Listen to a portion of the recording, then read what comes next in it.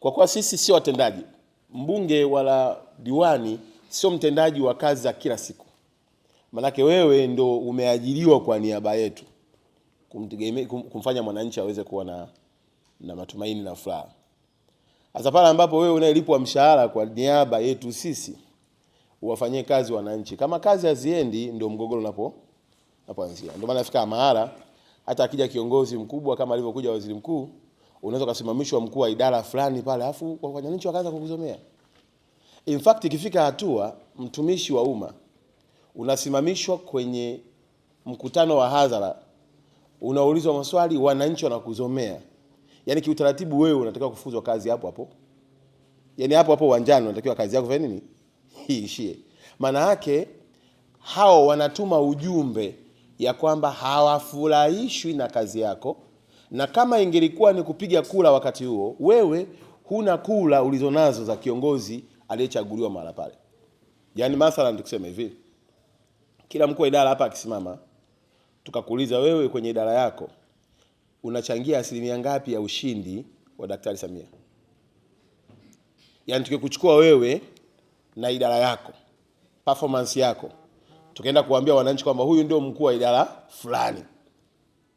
Kwa mfano wewe mkuu wa idara ya ardhi, tukikusimamisha kwa watu kwamba huyu ndio mkuu wetu nini wa idara ya ardhi. Hivi wananchi wakiambia hivi tupeni kula, una asilimia ngapi?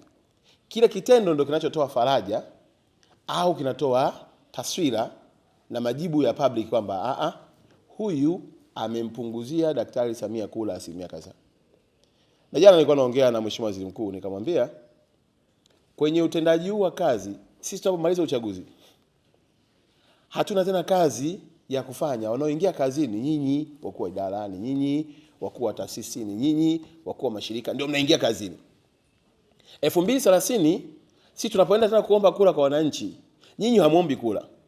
Sisi ndio tunaenda kuomba kura. Sisi tunaenda kueleza yale mlioyafanya kwa miaka mingapi? 5 kwa niaba ya kwetu. Namna tunavyokubalika kule ndivyo ambavyo mlivyotutengenezea ushindi au kushindwa. Kwa tukienda kule tukakataliwa, maana yake kazi yenu kumbe kwa miaka 5 ilikuwa haiongezi ushindi wa chama chetu. Na hapa nimesikia mnanitambulisha tu, wewe umesahau mimi mneki.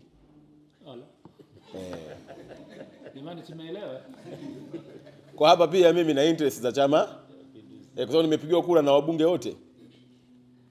Sasa hapa naongea kwa niaba pia ya wabunge kwa sababu changamoto hii haiko kwa mbunge mmoja tu. Iko kwa wabunge wote wa nchi nzima. Wabunge wote wa nchi nzima hawaendi kufanya kazi ya kila siku zaidi ya kuchukua kero za wananchi na kuzileta kwenye halmashauri, kuzileta kwenye manispaa, kuzileta kwenye majiji. Watendaji wa kwenye majiji ndio wanaoweza kufanya wabunge hawa wakaendelea kukubalika au kukataliwa. Sasa mimi nitakuja kuuliza leo, hivi nyinyi mnataka mimi kazi yote niliyoifanya kwa mwaka mmoja na ushindi tulioupata na hamasa iliyokuwepo, hivi mnataka tena nikienda kule mtaani nikataliwe? Sababu nafasi yangu kama mbunge siwezi kukuamrisha mkuu wa idara fanya 1 2 3, usipofanya na kuchukulia hatua.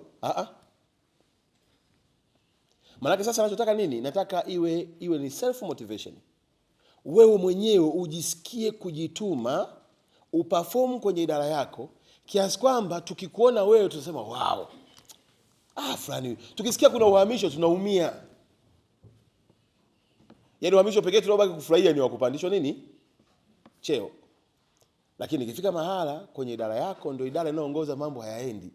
Tafasiri yake ni kwamba wewe utakuwa ni sehemu ya kuturudisha nyuma, kufanya Chama cha Mapinduzi kisikubalike, na mwisho wa siku kuifanya serikali iliyoko madarakani ipoteze uhalali.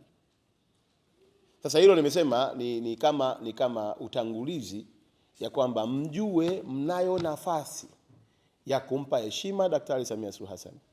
Mnao nafasi ya kutatua changamoto za wananchi mpaka wananchi wafike hatua wakikuona wewe ni kama wamemwona mbunge, wamemwona mkuu wa wilaya, wamemwona rais, yaani wewe ndio mwakilishi.